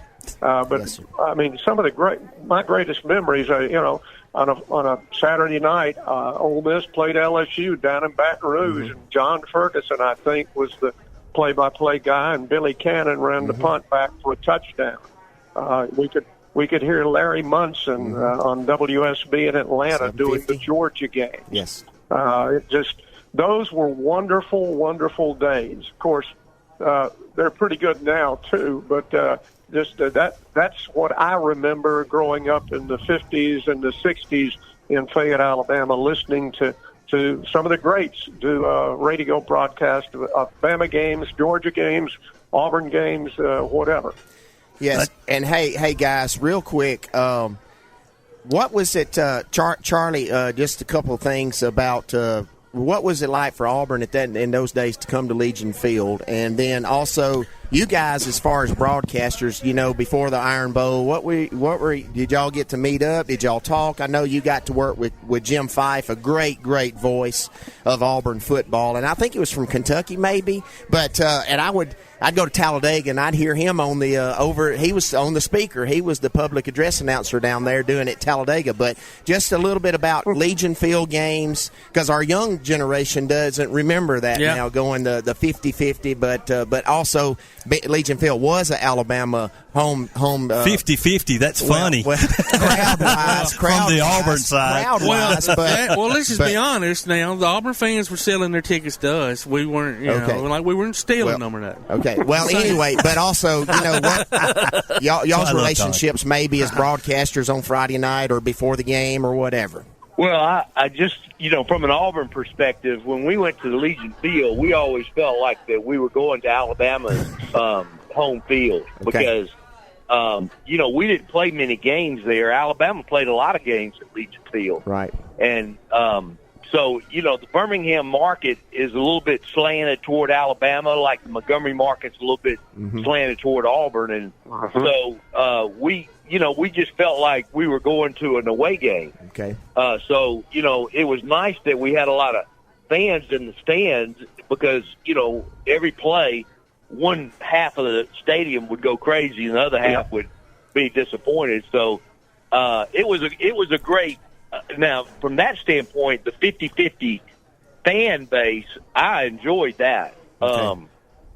I thought that was great. I thought that that was a unique time in the rivalry, and everybody enjoyed that. It was real emotional. When you were playing, you got a lot of benefit from if you made a good play from your crowd getting excited. So that part was a lot of fun. But of course, like I said, when I played, Alabama was so good, it was difficult to have much success against them. But I'll give y'all a fun little fact. Alabama's quarterback my senior year and his senior year was Stedman Shealy. Yeah. Yes, it was. And Stedman and I competed against each other from 10th grade all the way through college. Because he was a quarterback at Dothan High School, and I was a quarterback at Jeff Davis High School in Montgomery. Yep. And we competed in baseball, we competed in basketball, we competed in football, we competed in track. So it was a rivalry, and he's a great friend of mine. I mean, Stedman's a super dude, and was a great quarterback at Alabama. So I remember when Mal Moore was in my den and was recruiting me, and I knew that Stedman was going to Alabama, and so I asked Coach Moore, I said, tell me the truth. Are y'all going to give me a chance at quarterback, or are you gonna move me to defensive back? And he said, well, I can't tell you that we won't play you at defensive back, because I knew Murray Legg and Tommy Wilcox and all these other high school quarterbacks were playing defensive back for Alabama. So I told Coach Moore, I said, Coach, I want to play quarterback. I know y'all got Stedman coming, and you're moving a lot of people to defensive back, but I appreciate it, but I think I'm going to go to Auburn where I can play quarterback. We'll be back with more of our Tailgate Talk conversation after this. Daly & Son Car Care is Ardmore's only one-stop auto repair and tire shop. Whether it's major mechanic or brake work or routine maintenance like an oil change or lube job, Daly & Son Car Care has been satisfying customers all over with their fast and friendly service. They're also your headquarters for quality Cooper tires. Stop by and see Wayne, Nikki, or Dale at 25600 Main Street in Ardmore, Tennessee, or call them at 931-427-4651. They're on Facebook, too. Daly & Son Car Care, open Monday through Friday, 7:30 till 5, and Saturday, 7:30 till noon. P4 Physical Therapy is a new outpatient provider offering community-based care with a unique partnership model that allows them to consistently deliver world-class outpatient care, emphasizing personalized hands-on treatment. Whether it's orthopedic, physical, geriatric, or manual therapy, sports or neuro rehab, telehealth, or most any type of muscle or joint pain, P4 Physical Therapy promises to treat you with integrity, compassion, faithfulness, and selflessness. Locations in Athens, Huntsville, and Winfield, Alabama, as well as Fayetteville and Knoxville, Tennessee. Look for them on Facebook or online at p4physicaltherapy.com. Your roof is the first line of defense for your home. Do you have water stains on your ceiling, paint peeling off your walls, shingles missing? It's probably time for you to get your free roof inspection. Locally owned and operated, licensed, and insured, Yellowhammer Roofing is the Yellowhammer State hometown team. Yellowhammer Roofing. Let our family protect what's most important to you, your family. 256-232-1933 or online at yellowhammerroofing.com. Davis & Cole LLP in Athens has served the area assisting individuals and businesses with bookkeeping, tax preparation and filing, and routine accounting. Davis & Cole LLP, located at 105 South Marion Street, open weekdays 9 to 5. Call 256-232-9994. Davis & Cole LLP. Now that you've got that new place on the water, BP Riverworks can finish the picture with a boathouse, dock, or seawall. Call Barron Pugh at 251-200-2273 or Tracer Pugh at 256-206-7097. BP Riverworks, licensed and insured, 251-200-2273 or 256-206-7097. Have you noticed bad behavior has become normalized at interscholastic athletic events? Some fans seem angry. They lack civility toward one another. Some even get aggressive and unruly. Time out! What is going on? This has to stop. Let's not forget, school sports aren't just about winning. And they're definitely not an excuse to take your frustrations out on the official or the opponent. They're about teaching lessons. We're back now with more of our conversation on the best of Tailgate Talk. Fans sometimes get carried away by this rivalry. Sometimes. The other thing, though, is the players, like Stedman and Charlie, tend to get along. You know, there's a great deal of respect there. And knock on wood, I don't ever remember a bad incident involving the players at the Iron Bowl. There may have been some, and I just don't remember. But I just always admired the players for having so much respect for each other. No, even when the games, and a lot of times they come down, and they can be heartbreaking the way the game ends, and how they treat each other, and that's what we were talking about with the players earlier. At the end of the game, you'll see both teams come together and pray in the middle of the field. A lot of the players, and that's an awesome sight. Charlie, I wanted to ask you this because I don't remember what year you started broadcasting, and I have no idea why this particular game sticks out in my mind. But did you happen to call? And this would have been, I don't even know, late 80s, early 90s maybe, Auburn and Georgia Tech. And Auburn scored a late touchdown by the Tillman game. Yes. Tillman, yeah. You were on that call, correct? Dude, I'll tell you a funny story about that. When Tillman caught that pass on fourth down in the back of the end zone. Jeff Berger. He was out of bounds, wasn't he? I don't remember. And Jim Fife yelling, Tillman. Yeah. He almost fell out of the press box. Oh, my goodness. and I was holding the back of his jacket to keep him from falling down. He had both arms up, and was yelling Tillman, Tillman, Tillman, and slipped and almost fell out of the window of the press box. And that was at Bobby Dodd, wasn't it? Yeah, that was over at Georgia Tech. in Atlanta.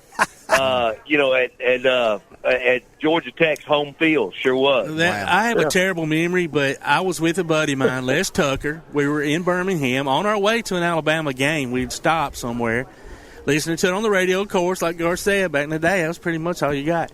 And me being an Alabama fan, I wanted y'all to lose. I'm not going to lie. But it was one of the greatest calls of all time. Honestly, Todd, I have to tell you this because it sticks with me. Jim and Charlie could probably remember this as well. Everybody knew that was the only game, and all the Alabama fans were listening to it. Yeah. And they were, Jim knew that, and when they scored that touchdown, that's part of the reason he punched. Like I say, he drove it home with enthusiasm. Well, that's Auburn, Georgia Tech, and plus it was Auburn and Georgia Tech. And those we miss those. We do miss those. And I remember, and I want y'all to. I want to ask a question here because I know y'all have met these guys, and just about Larry Munson and John Wards and those guys that you got a chance to meet, as well as the great Alabama and Auburn broadcasters. But Mr. Roberts, I can even remember this. We go back to a time that the Alabama was in, I guess maybe in Jackson or maybe it'd been Oxford. They was playing Ole Miss, and the radio went out, and maybe Bama was down. And then when they came back on, maybe down 14-21, this was during Coach Stallings' era. And then when they came back on, it wound up being it was 35-4. But we didn't know what was going on. You didn't even have phones. You couldn't tell what is going on. The broadcast is out. Next thing you know, Bama comes on. It's all for like a quarter or something. And so I can remember that still vividly today and going like, man, how it is cool for us to – we got it on the internet and we got TV all the time, but in a day and time where we didn't even know what was going on in I guess in Jackson. Yeah, that was in Jackson. Is that the game you're talking about where we fell behind 21-0? Yes, sir. And came back and won like 62-21. Yes, sir. Maybe Gary Hollingsworth. Okay, was the quarterback then. Yes, sir. Yes, sir. But anyway, what about the John Wards and the Larry Munsons? Because they're great characters. They are. And just great voices for Southeastern Conference. They really were, and such classy gentlemen, too. Larry could be kind of crotchety at times, but he was a great guy, and I will never forget my son, who was part of our broadcast crew for a while as a statistician. He and I went to Alabama and Mississippi State over in Oxford, in Starkville. And coming home, I thought, well, let's turn on Munson, and Georgia was playing at Auburn that night, and my son is listening to Larry, and just he says, "This guy's awful." And I said, "Well, guess what?" and Larry then starts talking about they're spitting venom at us, and I think the game went to overtime, and Georgia finally did win. But by the end of the broadcast, by the time we got back to Tuscaloosa, Brian was convinced that this was maybe the greatest broadcaster he'd ever heard. I mean, there was no doubt because we've got the ball, we're running right, we're running left. He knew. I guess he was the biggest Georgia fan of all in the first place. But so many great lines going to Knoxville and kicking him in the face with a hobnail boot. Just so many great lines he had. Ward.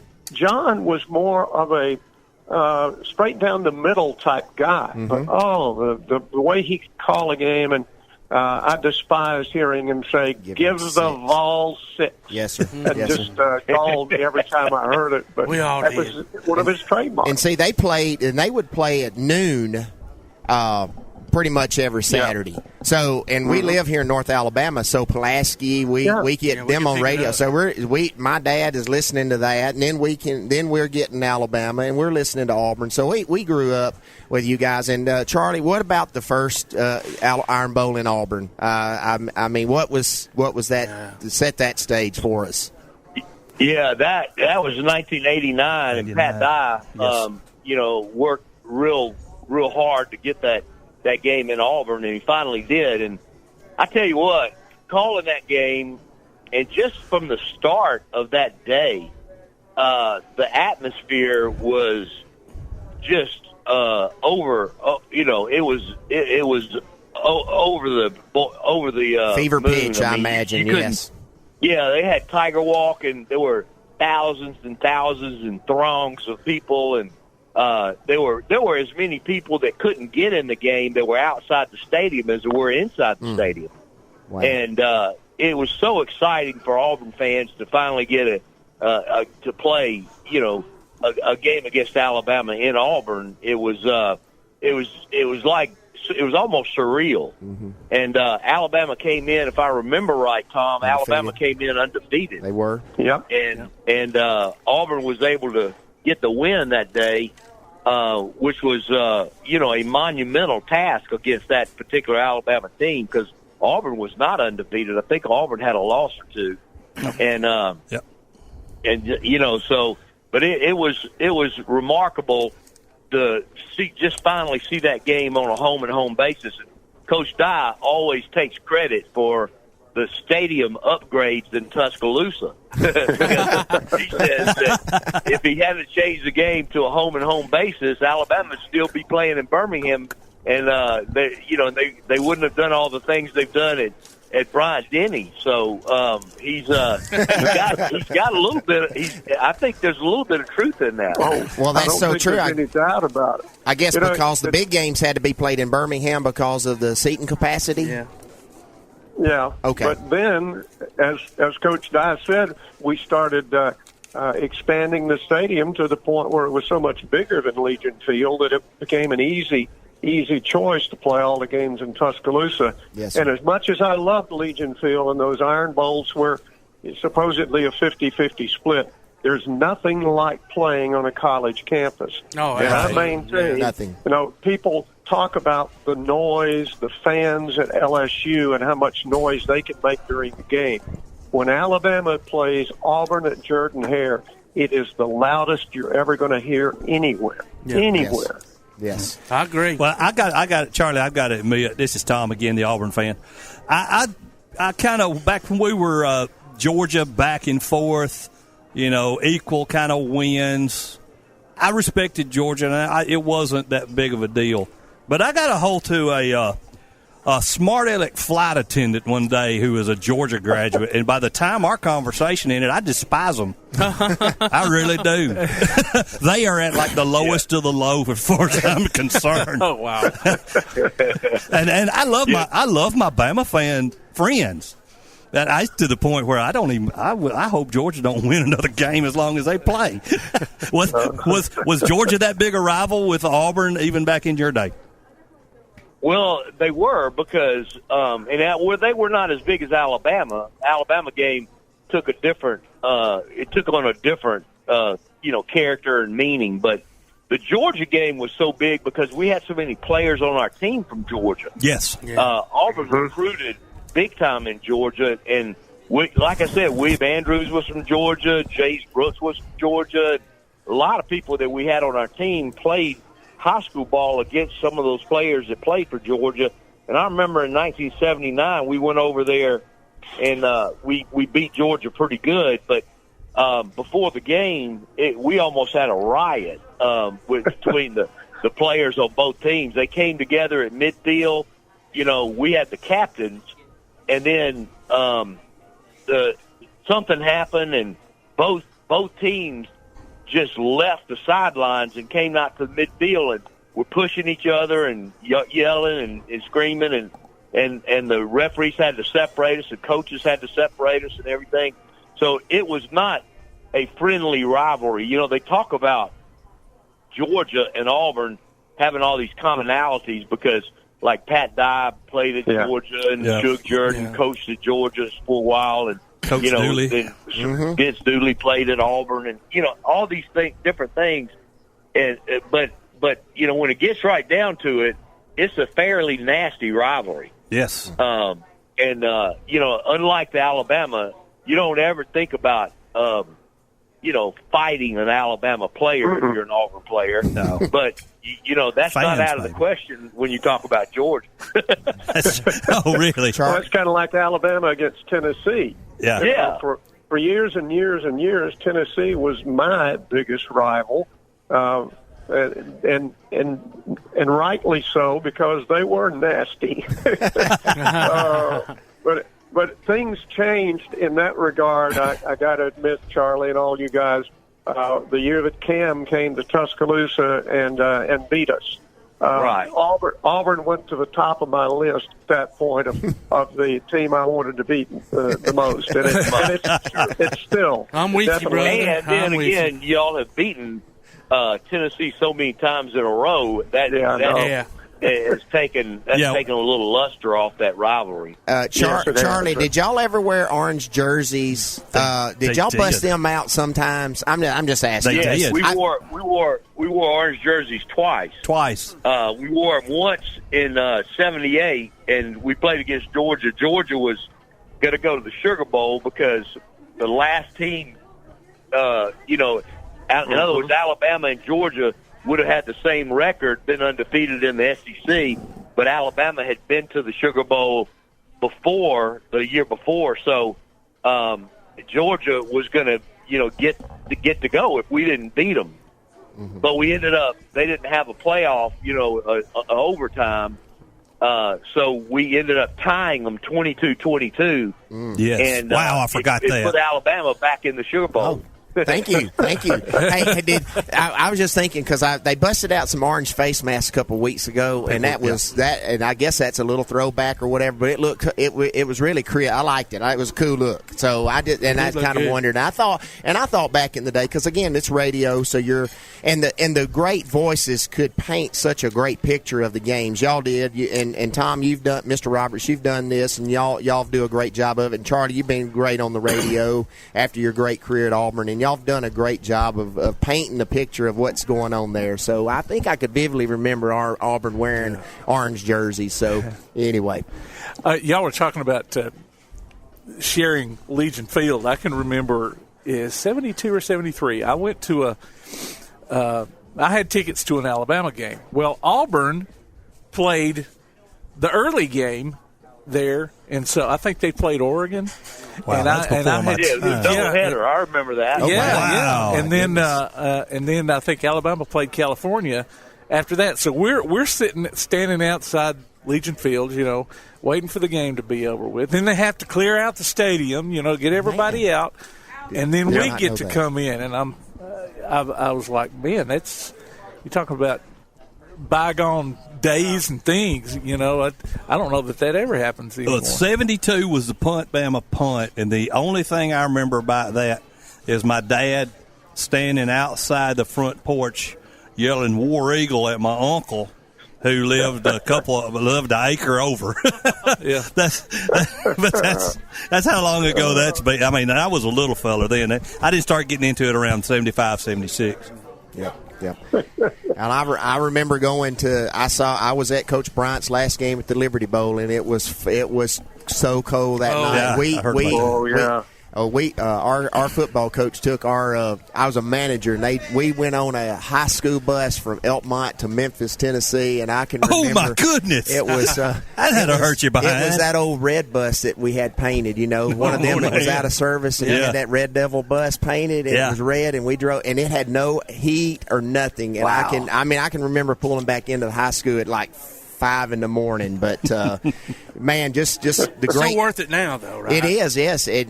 But just so many things y'all have got to experience and see, and people you've met. Yeah, the love of the game is exactly why I did that. When I was asked to do the the color commentary, and with Jim Fife doing the play-by-play, it's funny because Jim Fife called me. I was in law school. And he asked me if I wanted to do the color, and I said sure. Thought it would be a lot of fun, and so that was in the winter, and so I came down to do the spring game, and found out that it wasn't me that was going to do the color, but we were having a tryout. Oh. And there were like 5 people trying out. It was Alvin Bressler and Randy Walls and me and like 2 or 3 other people, Lee Gross and some other people. Oh, wow. And so each of us did a quarter or a part of a quarter, and then they decided later who the and I had already told my family that I was the color commentator. At least you didn't put it on social media back then. Yeah, there we go. No, that's true. No Twitter or anything to worry about. It wouldn't have been the same, Charlie. It wouldn't have been the same not knowing that. I mean, that's a wonderful story. Such a great voice for Auburn. Yeah, that's what I'm saying. Y'all guys, and I know you know it, but I don't know how much you really know it. The memories and great times that y'all provided all of us. For little old people like us. I mean, whether Charlie was me listening to that Georgia Tech Auburn game and wanting y'all to get beat so bad, and then y'all having to listen to that wonderful, call of Tillman, or, Tom, you I guess you were the director of Crimson Tide Network straight out of the gate. If not, I mean, you were very instrumental in all of that. And the calls that you've made over the years and the shows that you've done with Coach Bryant and Saban. And, just thank y'all, really. Yeah. Man, yeah. Well, thank y'all. I don't know. Go ahead. I'm sorry. Well, neither one of us can leave without me saying "Roll Tide." Yep. Charlie, I want to hear it, brother. I want to hear it, man. Let it rip. Absolutely. War Eagle. All right. Absolutely. Hey, thanks a lot. Two legends on the phone. Yep. We can't. We're in awe, gentlemen. Thank you so much. So. Yeah. Yeah, and I wouldn't trade anything if I could go back and say I could watch every game on TV. Man, the memories of me just getting to listen, a 50, even in baseball games in summer times with the greats, and could pick up Detroit and St. Louis and Cincinnati and Atlanta. And listening to every college football game on, and then looking forward to Sunday afternoons, And I mean, I think it even started for us. We'd even watch the Alabama A&M football show in the morning before church, and then we get afternoon Saturday and Sunday afternoon we'd get the Auburn and Alabama We'd get both the shows on Channel 31. It was just great memories. Yeah. So thank y'all for providing those. Thanks, gentlemen. Well, guys, it's been a great pleasure, and Tom, it's great to talk to you again, and good luck to all of you, and War Eagle. War Eagle, buddy. Y'all have a blessed Thanksgiving. Good luck to all of you guys, and I'll say it again, Roll Tide. All right, ladies and gentlemen, that was Tom Roberts and Charlie Tribe. I can't get it out. I'm still in awe. It was a great interview, guys. Good job. Yeah. It's time to take a quick break. We're going to go over here and breathe. Yeah, here we go. And you're listening to Applebee's Tailgate Talk on WKAC, the Big 1080.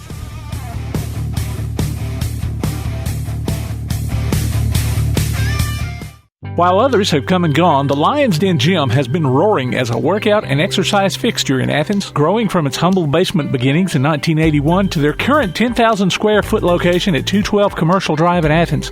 The Lion's Den offers 24/7 access to their ever-expanding equipment collection that includes treadmills and climbers, elliptical trainers, stationary bikes, loose weights and dumbbells, and over 45 different weight machines.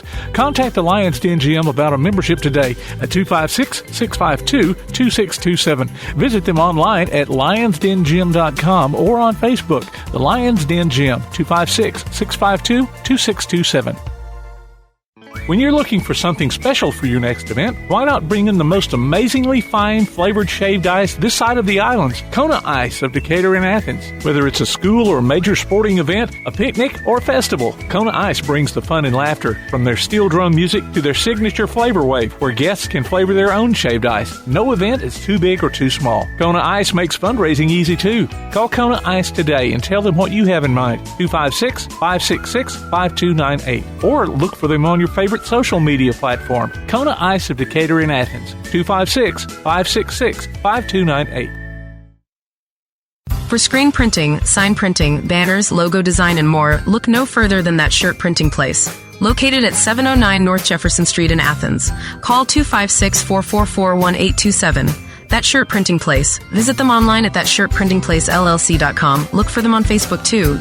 That Shirt Printing Place. 256-444-1927. That Shirt Printing Place.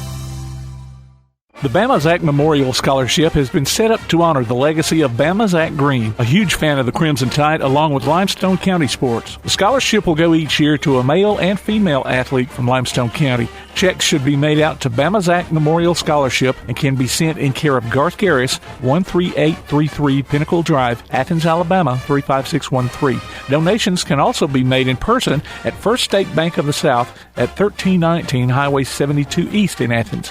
Thank you for showing showing your support for local athletes by giving to the Bama Zach Memorial Scholarship. Check out the WKAC sports page. Go to WKAC1080.com and click on the WKAC sports icon. You can listen to the current sports stream as well as game archives, past coaches' shows, and Applebee's Tailgate Talk on demand. If you're on your smartphone, you can stay automatically updated as new items are posted. The WKAC sports page, another reason why your best source for Limestone County sports is WKAC1080.com and 1080 WKAC. You're listening to the best of Tailgate Talk on 1080 WKAC. Former Auburn and Jacksonville Jaguar running back Corey Grant. Corey, how you doing there, buddy? I'm doing good. Thanks for having me. Corey, you're kind of unusual being former Auburn player, but you actually started your career at Alabama. Yeah, an anomaly. Yeah. Yes, so, sir. So take us back to that. You know, you're from Opelika, and you originally signed with Alabama. So tell us about that little process when you're at Alabama, and the playing time's probably not what you wanted it to be. So what was your process about leaving Alabama and then going to Auburn? Yes, sir. So coming out of high school, you know, I was recruited by Alabama and Auburn and made that decision to sign with Alabama. And from there, you know, I was there for a year, and going into the spring, Coach Saban, you know, he decided that he wanted me to try out defense, and he wanted to move me to cornerback. And I never played a down of defense in my life. So, you know, it was kind of like a shocker to me. And, you know, I just wanted to play offense. So from there, you know, I made that choice to transfer to Auburn. But, you know, overall, it was a good process. I get the question a lot, you know, did the fans give me any trouble? They didn't. But well, good. But you know, I didn't receive any threats or anything. So overall, it was a nice process. Yeah. So I mean, like you said, you know, and that is hard, you know, being asked. You know, like I said, you know, Coach Saban, you know, was up front to you know, like I said, asked you to do something, but like I said, it's something that you had never done before. You know, a lot of kids, you know, in high school, we see it, you know. A lot of us here on the show, you know, we help out with high school teams, and a lot of kids, you know how it is, Corey. They have to go both ways, you know, in high school because you don't have the numbers. You see kids that have to play, you know, offense and defense. But you know, like I said, but you were strictly a running back, never played DB, so that's kind of hard. You know, you're playing one way, and I mean it's a big difference having to play running back and then learning how to play a position you never played before, especially in college. Yeah, can't blame you. Yeah. Yes, and that was my main concern. You know, it would be different if, you know, like you said, if I was in high school and I have time to learn and grow into that position. But I mean, at college, you know, SEC, you know, this is at Alabama. You know, you have to be hitting on all cylinders. Yeah, so exactly. That was going to be a big transition from trying to go to a top running back to a top corner and trying to get playing time. Yeah. And obviously you made the right decision because, you know, after going to Auburn and having a great career, you got drafted and you know, played for Jacksonville, so you made it to the NFL. And, you know, who knows what would have happened if you'd have moved to the other side of the ball. You might not have got to play on Sundays, you know? Yes, sir, exactly. So, and that's what I kind of look back, you know, you know, it was a tough decision at the time, but, you know, now looking back, it all paid off. Yeah, absolutely. Well, now, were you drafted by Jacksonville? Yeah. Yes, sir. I went to Jacksonville as an undrafted free agent. Yeah. Yes, sir. Okay. Yeah, I said drafted, but I meant picked up. Well, we were talking about that last night. Of course, you were with the Packers here for a little while, and so now you're in between teams. So maybe this appearance on Applebee's Tailgate Talk will kind of spur the we'll get you out. We'll get you out on the World Wide Web now. And we were talking about that last time you were on. You ended up getting picked up by Jacksonville, and so now when you get picked up next week by another team, we're going to want some of that signing bonus. I'm just saying, just a portion, not a lot. Just, you know. And I was joking with the guys. We're all Alabama fans here. One of our other co-hosts is a big Auburn fan. He's actually going down to the game right now as we speak. But so, you know, we all rag one another. But I told myself, I'll take some of that Auburn money. It's all green. So, So going back to the Alabama-Auburn deal, you're one of the by far few people that's ever got to experience both sides of that on a Saturday. From just being in the Alabama locker room to being in the Auburn locker room. And I guess what I'm trying to get to is, what is the feeling like just inside of you, like just energy-wise, not like coaching-wise, what's being said in the locker rooms, but just, you know what I mean, just the feeling of it itself. Yeah, so, I don't know, to be honest, the feeling is the same. At the end of the day, it's football, and you go out each and every week and practice with your brothers, and, you just try to get better, and, you got to lay it out on the line, for him, and just growing up and playing football, you get that same feeling, week to week. And it didn't matter if it was, in the Alabama locker room or the Auburn locker room, you were ready to go. Well, that is good. And when you was at Jacksonville, you played with T.J.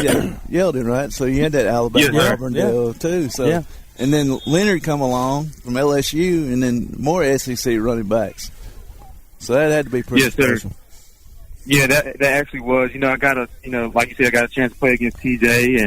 and then for him to, come in and we play together, and then Leonard comes in, and all of us are, from SEC schools, and, we always talked about, when we played each other and, the difference between each school, but, we all came together, and it was a fun time. Yeah, I bet that was. I mean, there had to be some great conversations, getting the perspective from LSU and Auburn and Alabama and just the games that y'all played against each other. Now y'all on the same team, fighting for the same position. Yes, sir. So that part I know how to make it tough. You're friends, but at the same time, you're trying to outwork the other guy to get that spot. So talk a little bit about that. I mean, I can't imagine, it's one thing to be in the business world or whatever, and maybe you're trying to move up the ranks, right, to become as high as the ranking, like a CEO, whatever you might want to be. But, to be in athletics and that competition on the field, trying to gain that spot, especially against, I guess, somebody you like, right? I mean, y'all got along. Yes, sir. Like you say, it's a good competition, and for us, at the end of the day, you wanted to get that playing time and you wanted to earn that position. But we kind of took it as, a friendship, but also that teammate to push each other.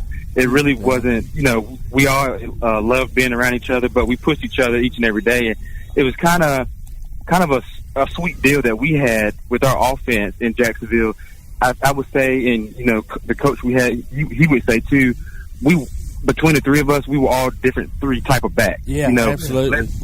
Leonard was your downhill. You can get TJ out in space, or you never know. TJ can get downhill also, and then you can get me in space. So, we competed overall, but then we knew individually everyone had their own special tool that we contribute to the game. So it was a sweet deal when we all knew that, and Coach used us in our special ways. And you're really good coming out of the backfield as a receiver as well. So yes, sir. That was a nice talent to have. Yeah, because Coach Malzahn used you in that in that jet sweep, and boy, you can hit that corner and you's gone. Yes, sir.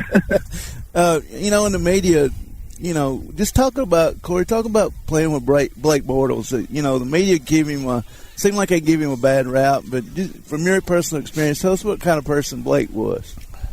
Oh, a great person. He had his ups and downs when he was in Jacksonville, and, like you said, the media, if you go back and look at the media, they had nothing good to say about him. But, off the field, in the locker room, he was a great guy. You would never know that he was our, QB1.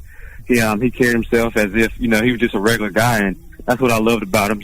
In the locker room, he would always, talk to everyone, and you can just go up to him, having a good conversation, not about football, whatever it may be. But overall, he was just a great person just to be around, and a great leader that we had.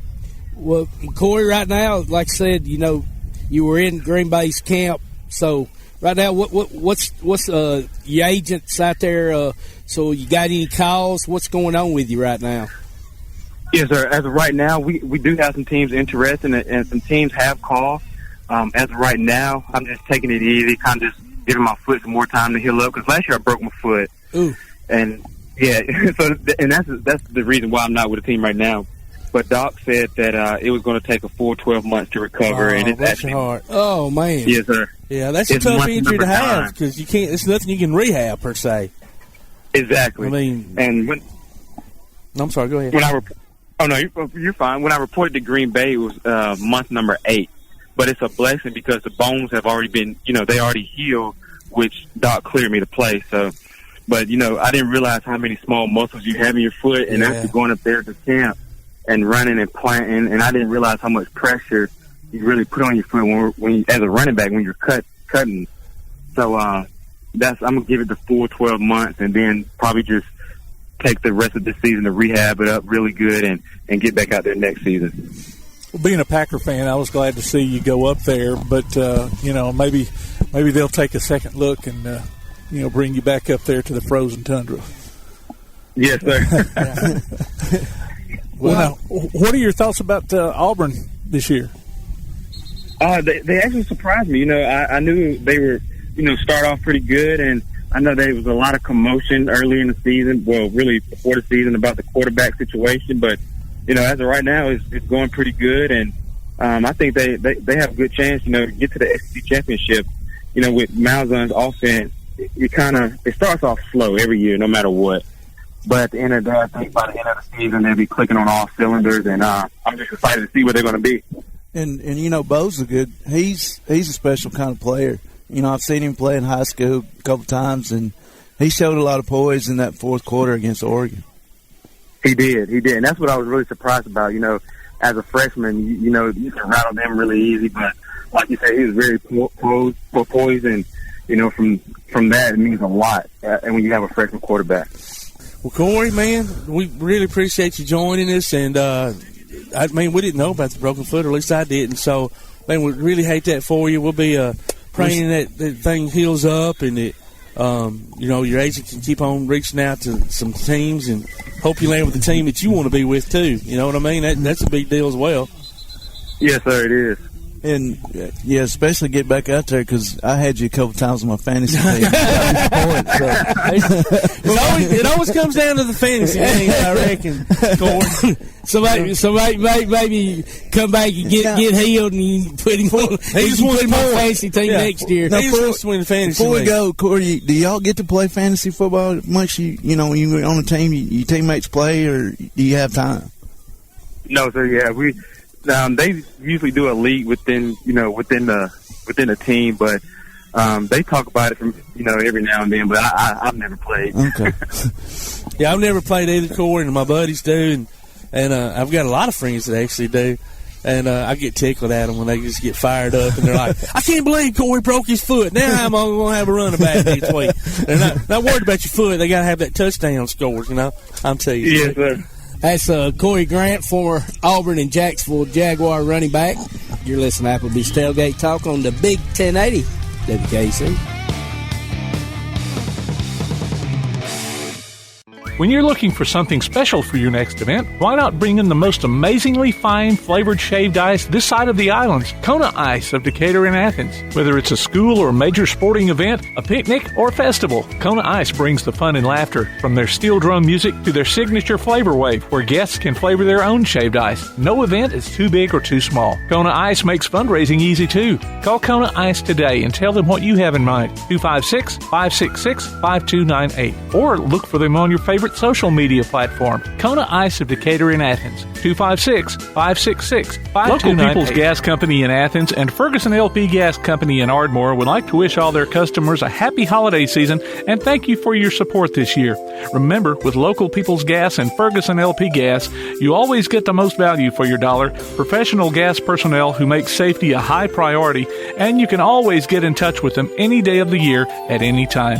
Call Local People's Gas Company at 230-3600 or Ferguson LP Gas at 423-3320. While others have come and gone, the Lion's Den Gym has been roaring as a workout and exercise fixture in Athens, growing from its humble basement beginnings in 1981 to their current 10,000 square foot location at 212 Commercial Drive in Athens.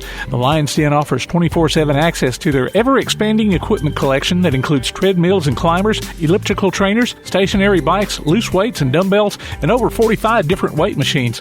Contact the Lion's Den Gym about a membership today at 256-652-2627. Visit them online at lionsdengym.com or on Facebook, The Lions Den Gym, 256-652-2627. If your place on the water needs some attention, call BP Riverworks. Boathouses, docks, seawalls, and repairs. Call Barron Pugh at 251-200-2273 or Tracer Pugh at 256-206-7097. BP Riverworks. Licensed and insured, 251-200-2273 or 256-206-7097. Much more than a game. They're about developing the whole person. That's why they're an essential part of every student's education. Encourage your student to participate in the last classroom of the day, interscholastic sports in Alabama. This message presented by the AHSAA and the Alabama High School Athletic Directors and Coaches Association. He's got a push. Back up three. In! He got it! Three-pointer at the buzzer to win it! Unbelievable! Join Play Action Sports for another season of Calhoun basketball. You can hear live action from men's and women's teams streamed on the PAS Plus app on your Alexa device by saying Open PAS Plus or online at pasplus.net. Check out the online archives on the website or on your favorite podcast platform too. And listen for select games on Sundays at noon on WKAC Radio. Calhoun basketball from PAS Plus.